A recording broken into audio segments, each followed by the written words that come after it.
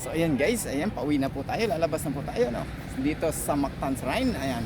Tsaka syempre bago ang lahat, hindi nawawala po yung ating mga souvenir item. At ipapakita natin yung mga souvenir item natin dito sa Mactan, Cebu. So ayan, ayan po yung mga souvenir item natin. Iba-ibang klase, ayan, sa may pera, ayan, nandito lang po. Libreng mamili, ayan. So napakarami po yan mga souvenir item. So ayan guys. Tsaka syempre yung kasama natin nandyan, namimili sila guys. Ayan.